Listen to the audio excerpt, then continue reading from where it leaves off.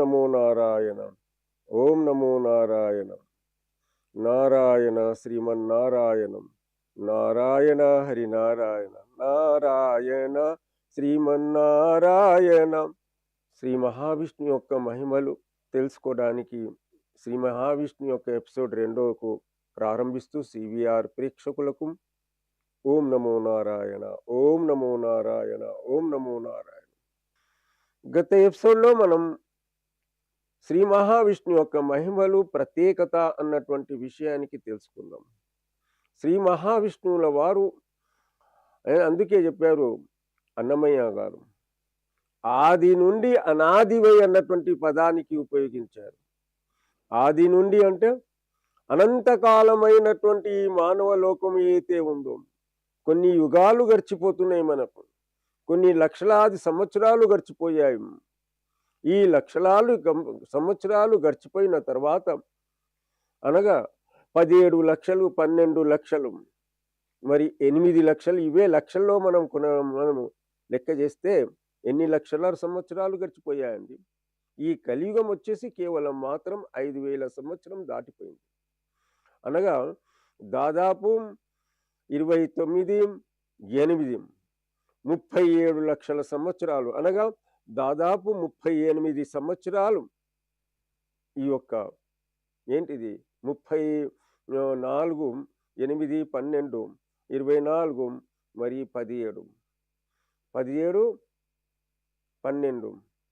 ఏవైతే 12 మరి ఎంత 17, 12, 17, 28 లక్షల సంవత్సరాలు గడిచిపోయాయి.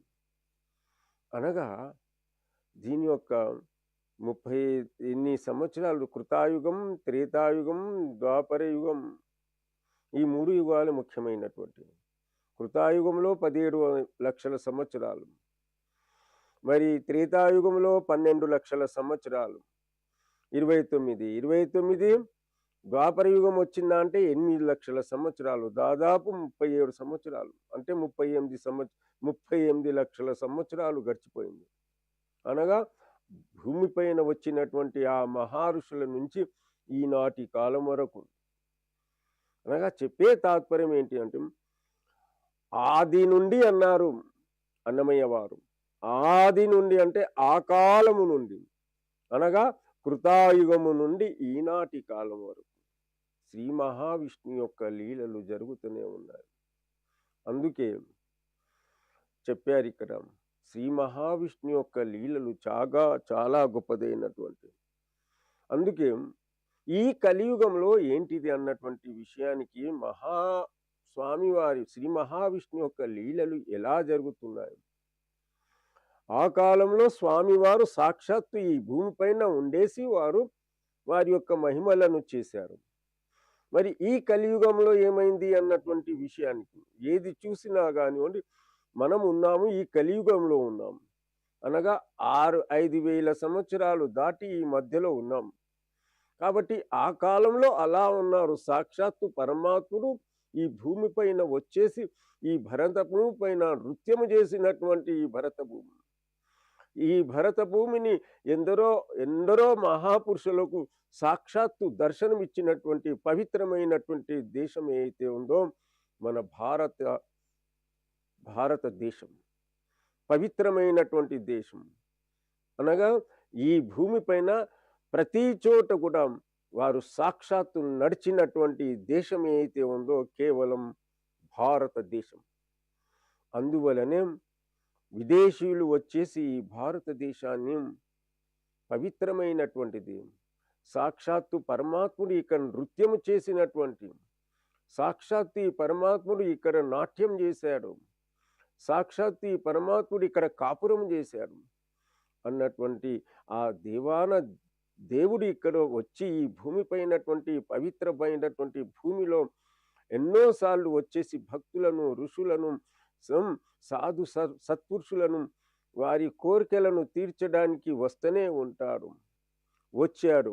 కానీ ఈనాటి కూడా ఉన్నాడు అన్నటువంటి ఆ మహిమల ద్వారా మనం తెలుసుకోవాల్సినటువంటి ఎన్నో విషయాలు ఉన్నాయి. అందుకే అన్నమయ్య వారు అన్నారు, ఆది నుండి ఈనాటి వరకు వేదంబైనది మీ యొక్క లీలలు. మీ లీలలు ఎలాంటివి? వేదాల స్వరూపముతో, వేదాలు అయితే మనం 4 రకాలైనటువంటి ముఖ్యమైనటువంటి 3 వేదాలు. యజుర్వేదం, సామవేదం, అధర్వణ వేదం. అనగా ఈ వేదాలలో ఉన్నటువంటి సారాన్ని తీసుకొని శ్రీ మహావిష్ణువుల వారు ఈ భూమిపైన ఎన్నో మహిమలు చేశారు. ఈ కలియుగంలో ఏం జరుగుతుందన్నటువంటి విషయానికి మనం తెలుసుకోవాల్సింది. ఎక్కడ ఎలా చేస్తున్నారు? ఇప్పుడు మనం సాక్షాత్తు అర్చారూపంలో స్వామివారికి దర్శనం చేసుకుంటున్నాం. శ్రీ మహావిష్ణువు అన్నటువంటి శ్రీ మహావిష్ణువుల వారికి అర్చారూపములో ఆరాధిస్తున్నాం.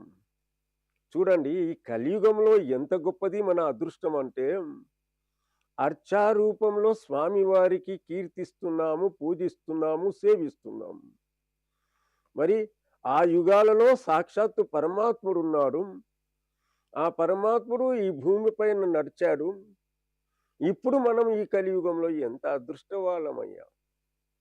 ఎంత అదృష్టం వాళ్ళమంటే, సాక్షాత్తు శ్రీ మహావిష్ణువుకు అర్చారూపములో, అనగా ఆ స్వామివారికి రూపంలో మనం పూజిస్తూ, సేవిస్తూ అనేకమైనటువంటి వారి యొక్క మహిమలను, వారి యొక్క లీలలను మనం పొందుతున్నాం. ఏ విధంగా? సాక్షాత్తు శ్రీ వెంకటేశ్వర స్వామి యొక్క, శ్రీ మహావిష్ణువు యొక్క రూపము. ఆ శ్రీ మహావిష్ణు యొక్క స్వరూపమైనటువంటి ఆ స్వామికి అర్చా అవతారంలో, అంట ఆరాధించే రూపంలో, పూజించే రూపంలో స్వామివారికి సేవిస్తున్నాం.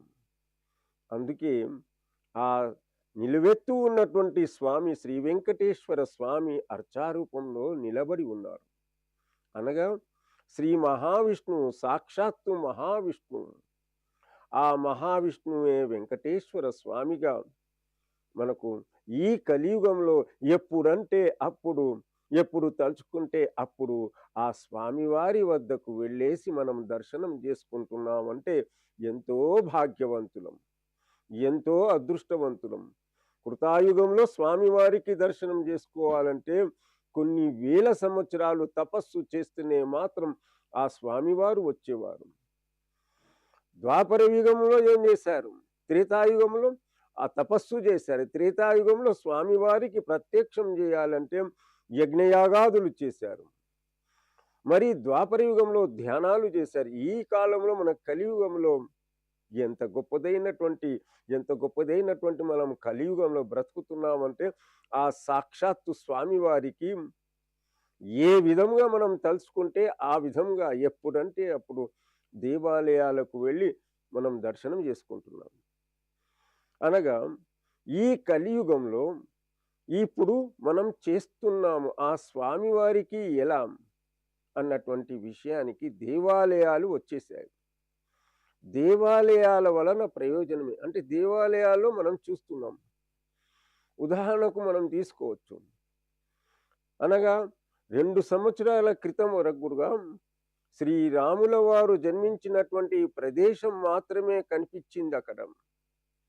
అయోధ్యా నగరం, ఇది పవిత్రమైనటువంటి 7 నగరాల్లో కల్లే గొప్ప నగరమైనటువంటి అయోధ్యా నగరం అనుకున్నాం. ఆ అయోధ్యా నగరాన్ని చూసే 500 సంవత్సరాల క్రితం విదేశీయులు వచ్చేసి మన దేవాలయాన్ని ఎప్పుడు ధ్వంసం చేశారు. 500 సంవత్సరాల తర్వాత ఆ రాముల వారి యొక్క దేవాలయం, అనగా సాక్షాత్తు రాముల వారు ఇక్కడ నృత్యము చేసినటువంటిది, ఇక్కడ జన్మించినటువంటిది.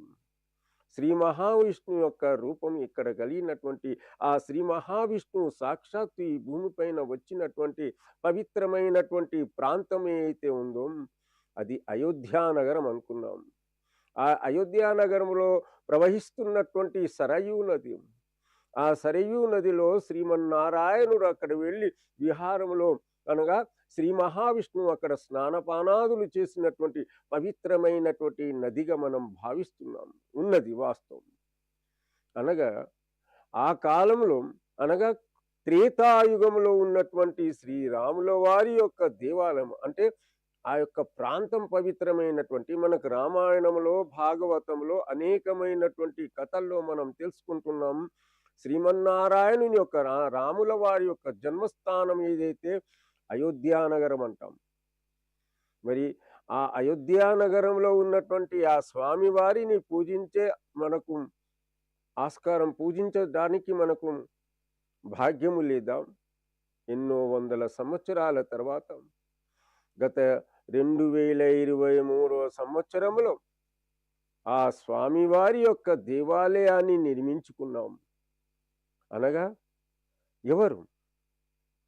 ఆ దేవాలయాన్ని నిర్మించుకొని సాక్షాత్తు రాముల వారు ఉన్నారు ఇక్కడ అన్నటువంటి భావనను వ్యక్తీకరించుకుంటున్నాం. సాక్షాత్తు ఈ యొక్క అయోధ్యాపురములో, ఈ అయోధ్యా నగరములో సాక్షాత్తు రాముల వారు ఈ భవనములో జన్మించారు అన్నటువంటి విషయాన్ని తెలుసుకుంటున్నాము ఆ అయోధ్యా నగరాన్ని మనం చూసి. ఆ అయోధ్యా నగరములో ఉన్నటువంటి ఆ స్వామి రాముల వారు శ్రీమన్నారాయణుని యొక్క అంశమే, అనగా శ్రీ మహావిష్ణువుల యొక్క స్వరూపమే. రాముల వారు అక్కడ ఆ ప్రాంతంలో కౌసల్యా యొక్క ఒడిలో వచ్చినటువంటి ప్రాంతం పవిత్రమైనటువంటి ప్రాంతంగా మనం పూజిస్తున్నాం. ఎప్పుడు అనగా గత ప్రభుత్వం అంటే ఈ ప్రభుత్వం ఆ దేవాలయాన్ని అక్కడ ప్రతిష్టాపన చేసి దానికి కావలసినటువంటి ఏవైతే అనగా దాన్ని ఆ దేవాలయాన్ని పోషించడానికి ఏవైతే విషయాలు సామాగ్రి కావాలో అవి అన్నీ కూడా సమకూర్చాయి. అనగా అక్కడ ఇప్పుడు మనం త్రేతాయుగంలో ఉన్నటువంటి దశరథ మహారాజు యొక్క ఏదైతే భవ్యమైనటువంటి దివ్యమైనటువంటి అద్భుతమైనటువంటి ఏదైతే భవనం ఉందో ఆ భవనం ఆ ప్రకారంగా అనగా త్రేతాయుగంలో ఎలా ఉందో అదే ఈనాటికి కూడా మనం స్వామివారిని మనం దర్శించుకుంటున్నామంటే ఇది అర్చాస్వరూపం.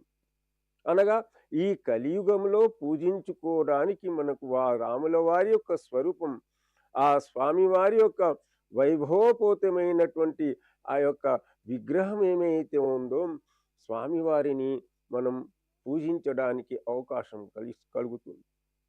అది లీల.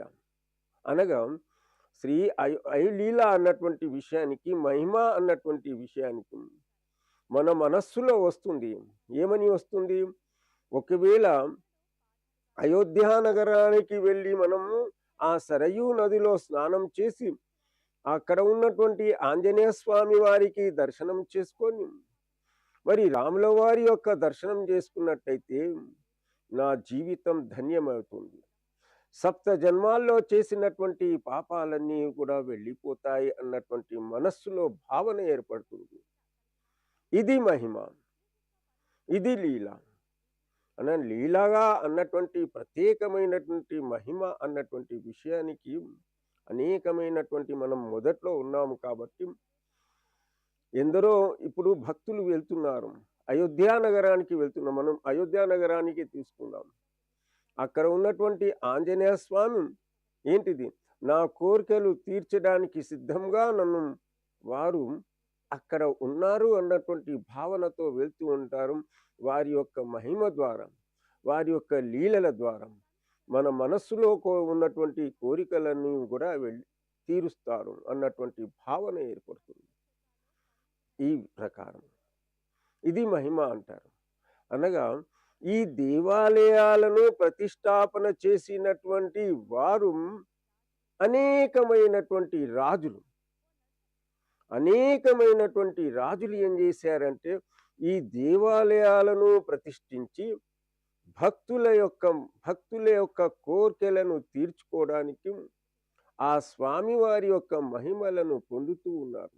అనగా ఈ కలియుగంలో ఆ ప్రకారంగానే అంటే దీని యొక్క ప్రతిష్టాపన ఎవరు చేశారు? యంత్రాలతో అన్నటువంటి సాక్షాత్తు పరమాత్ముడు అక్కడ ఉన్నాడు అన్నటువంటి విషయానికి తెలుసుకుంటే ఆదిశంకరాచార్యులైనటువంటి భగవత్పాదులు అనగా ఈ 2000 సంవత్సరాల క్రితంలో ఈ 4 అంటే ఉత్తరము, దక్షిణము, పడమర, తూర్పు, ఉత్తర, దక్షిణం అంటే ఆ ప్రాంతం ఈ ప్రాంతంలో అయితే స్వామివారు ఎప్పుడైతే పీఠాలను ప్రారంభించారో ఆ దేవాలయాలకు ప్రతిష్టాపన చేసి యంత్రాలను అక్కడ ప్రతిష్ఠించినటువంటి వారు ఆదిశంకరాచార్య. సరే, ఆదిశంకరాచార్యుల వారి దగ్గర ఎక్కడ కూడా వారి యొక్క శైవం అంటూ వైష్ణవం అంటూ లేనే లేదు. అందరూ శ్రీ మహావిష్ణువు వారి యొక్క ఇంటి దైవమే శ్రీమన్నారాయణుడు, వారి కన్నతల్లి యొక్క ఇష్టదైవమైనటువంటి శ్రీ లక్ష్మీనారసింహస్వామి అనగా శ్రీ మహావిష్ణువు యొక్క భక్తులైనటువంటి వారి యొక్క ఇంటి దైవమైనటువంటి వారు శ్రీలక్ష్మీ నరసింహస్వామి. అనగా ఇక్కడే నేను 2వ ఎపిసోడ్లో ఏం చెప్తున్నానంటే, అనగా ఈ కలియుగంలో అనేకమైనటువంటి దేవాలయాలు వచ్చేసాయి. ఈ దేవాలయాలు మనం స్వామివారికి దర్శించుకొని మనం మనస్సులో ఉన్నటువంటి కోరికలను తీర్చుకొని వారి ద్వారాను మనం మహిమలు పొందుతున్నాం. అది శ్రీ మహావిష్ణువు యొక్క మహిమ. ఆ ప్రకారంగానే శ్రీ వెంకటేశ్వర స్వామి ఉన్నటువంటి 7 కొండల పైన ఉన్నటువంటి శ్రీ వెంకటేశ్వర స్వామి వారి యొక్క దేవాలయాన్ని కూడా ఎందరో రాజులు దాన్ని పోషించారు. ఎలాగైతే మనకు అష్ట కవులతో ఉన్నటువంటి వారు, విజయనగర సామ్రాజ్యాన్ని పోషించినటువంటి వారు శ్రీకృష్ణ దేవరాయల వారు సాక్షాత్తు శ్రీ మహావిష్ణు యొక్క భక్తులు. ఎవరు? శ్రీ రాజరాజ నరేంద్రాన్ని పరిపాలించినటువంటి వారు. ఆ యొక్క శ్రీ వెంకటేశ్వర స్వామి వారికి ఏం చేశారు? పోషించారు. ఎన్నో వందల సంవత్సరాల వరకు కూడా అక్కడ పోషించి పూజించినటువంటి ఎందరో రాజులున్నారు. అలాగనే ఈ ప్రకారంగానే అనేకమైనటువంటి దేవాలయాలకు పోషించి పూజించినటువంటి వారు చక్రవర్తులు, మహారాజులు. అనగా ఈ కాలంలో, అనగా ఈ కలియుగంలో ఈ సాక్షాత్తు అర్చామూర్తిని పూజించుకోవడం అంటే మన యొక్క అదృష్ట సౌభాగ్యం. అనగా శ్రీ వెంకటేశ్వర స్వామి యొక్క దేవాలయాన్ని ఈరోజు కొన్ని కోట్ల రూపాయలు కాదు, అనేకమైనటువంటి దేవాలయాలు స్వామివారి యొక్క దేవాలయాలు ప్రతి ఒక్క రాష్ట్రంలో ప్రతిష్ఠించి స్వామివారి యొక్క కృపను మన పైన కల్పించడానికే ఆ యొక్క స్వామివారి యొక్క సాక్షాత్తు స్వరూపాన్ని మనం దర్శించుకోవడానికి సాక్షాత్తు విష్ణు రూపమైనటువంటి శ్రీ వెంకటేశ్వర స్వామి ఇలా ఉన్నారా అన్నటువంటి భావనను మనం తెలుసుకొని ఆ స్వామివారి యొక్క పాదపద్మాల దగ్గర వెళ్ళి మన మొరను ఏం చేస్తున్నాం? ప్రార్థన చేసుకుంటున్నాం.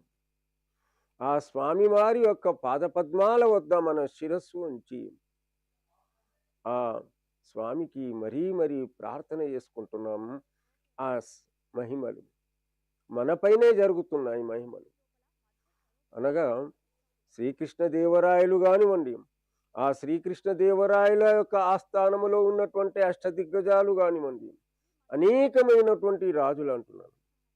అలాగనే వారణాసిలో కూడా శ్రీకృష్ణదేవరాయలు మరి ఈనాటికి 500 సంవత్సరాల్లో పూర్వం ఉన్నటువంటి అన్నమయ్య కానివ్వండి, వారి యొక్క మహిమలను తీసుకుంటూ 32,000 కీర్తనలు ఎప్పుడైతే రచించి వారు శాస్త్రీయ సంగీతంలో ఎప్పుడైతే గానామృతాన్ని మనకిచ్చాడో అక్కడ నుంచి స్వామివారి యొక్క మహిమలు ప్రారంభమైన ఈ విశ్వం అంతే కూడా వారి యొక్క మహిమలు ఇలా ఉన్నాయి అన్నటువంటి విషయాన్ని మనకు సాక్షాత్తు దర్శనం చేయించడానికి ఉన్నటువంటి వారిలో అన్నమాచార్యుల వారు అది మనకు చెప్తుంది అన్నమాట. అంటే శ్రీకృష్ణదేవరాయలు చూడండి, శ్రీకృష్ణదేవరాయలు నాకు జ్ఞాపకం వస్తుంది. శ్రీకృష్ణదేవరాయలు సాక్షాత్తు వారిపైన అముక్తమాల్యద అన్నటువంటి మహాగ్రంథాన్ని రాశారు. ఆ శ్రీకృష్ణదేవరాయలు అనగా సాక్షాత్తు అముక్తమాల్యద అన్నటువంటి గ్రంథాన్ని శ్రీకృష్ణదేవరాయలు ఎప్పుడైతే రచించారో, అనగా ఈ మహాభారతాన్ని కూడా రచించినటువంటి వారి యొక్క నన్నయ్య, రాజరాజ మహేంద్రలో ఉన్నటువంటి రాజులు ఉన్నటువంటి వారు, మహాభారతాన్ని రచించినటువంటి వారు. అనగా మహాభారతాన్ని 18 పర్వాల్లో నన్నయ్య, తిక్కన్న, ఎర్రన్న ఎవరైతే కవిత్రయులు ఉన్నారో, ఆ కవిత్రయులు ఈ యొక్క ఏంటిది మహాభారతాన్ని తెలుగులో అనువాదం చేశారంటే సాక్షాత్తు శ్రీమన్నారాయణుని యొక్క స్వరూపం. అనగా 1100 సంవత్సరాలు అంటే శ్రీకృష్ణదేవరాయల కన్నా ముందు నన్నయ్య, తిక్కన్న, ఎర్రన్న వచ్చినటువంటి వాళ్ళు 11, 12, 13వ శతాబ్దానికి చెందినటువంటి వారు ఎవరు? ఎర్రన్న మహాకవి. అనగా చెప్పే తాత్పర్యం ఏంటి అంటే, ఆ ప్రకారంగా మనకు స్వామివారి యొక్క ఏంటిది మహిమలు మనకు ఎక్కడ చూసినా కానీ, అందుకే వీధి వీధిన వెదికిన శ్రీ మహావిష్ణువు యొక్క కథలు, మహిమలు మనకు కనబడతాయి అన్నటువంటి విషయానికి అన్నమయ్య వారు జ్ఞప్తికి ఇచ్చారు ఆ కీర్తనలు. ఆ ప్రకారంగానే ఏంటిది వారణాసి యొక్క చరిత్ర చూద్దాం మనం. వారణాసిలో కూడా సాక్షాత్తు శివుడు అక్కడ, ఆ కాపురం శివుడు అక్కడ ఉన్నటువంటి ప్రదేశం, అది మనకు జ్యోతిర్లింగం. ఆ జ్యోతిర్లింగం అంటే సాక్షాత్తు లింగ స్వరూపంలో వచ్చినటువంటి ఆ శ్రీ మహా శివుని యొక్క జ్యోతిర్లింగం ఏదైతే ఉంటుందో, ఆ జ్యోతిర్లింగానికి అంటే ఎలాగైతే రామాలయం మనకు ధ్వంసం చేశారో, ఆ ప్రకారంగానే ఏది వారణాసిలో ఉన్నటువంటి ఆ యొక్క స్వామివారి యొక్క జ్యోతిర్లింగాన్ని విదేశీయులు వేరే ప్రాంతానికి బోర్లించారు. అనగా దాని ప్రక్కలోనే ఇంకో ప్రాంతంలో ఎక్కడైతే జ్యోతిర్లింగంగా ఉన్నటువంటి స్వరూపాన్ని తీసేసి అక్కడ పెట్టుకున్నారు. ఆ ప్రాంతాన్ని ఆ ఉత్తర భారతదేశానికి సంబంధించినటువంటి మహారాణి, ఆ మహారాణి ఏం చేసింది, మరీ ప్రతిష్టాపన స్వామివారికి చేసి అక్కడ దేవాలయాన్ని స్వర్ణ కోపురంతో నిర్మించినటువంటి ఆ ఉత్తర భారతదేశానికి సంబంధించినటువంటి రాణి అక్కడ ప్రతిష్టాపన చేసింది. అనగా చెప్పే తాత్పర్యం ఏంటినంటే, స్వామివారి యొక్క మహిమలు అనేకమైనటువంటి విషయాన్ని ఈనాడు మనం ఈ యొక్క కలియుగంలో మనం సాక్షాత్తు దర్శనం చేసుకుంటున్నాం. దేవాలయాల ద్వారా మధురా నగరాన్ని తీసుకోండి, సాక్షాత్తు శ్రీకృష్ణుడు చిన్నపిల్లవాడుగా అక్కడ నృత్యం చేశాడు గోపికలతో. ఆ స్వామివారు అక్కడ జన్మించారు అన్నటువంటి దివ్యమైనటువంటి ఆ యొక్క స్వామివారిని ఆ యొక్క జన్మించినటువంటి ప్రదేశానికి మనం వెళ్ళి దర్శనం చేసుకుంటున్నాం. అనగా అది ద్వాపర యుగంలో జరిగింది శ్రీకృష్ణ పరమాత్ముని యొక్క అవతారం. ఇది ఈనాడు కూడా మనం దర్శనం చేసుకొని వారి యొక్క మహిమలను మనం చూస్తున్నాం, వారి యొక్క దివ్యమైనటువంటి భవ్యమైనటువంటి విషయాలను చూసుకుంటున్నాం.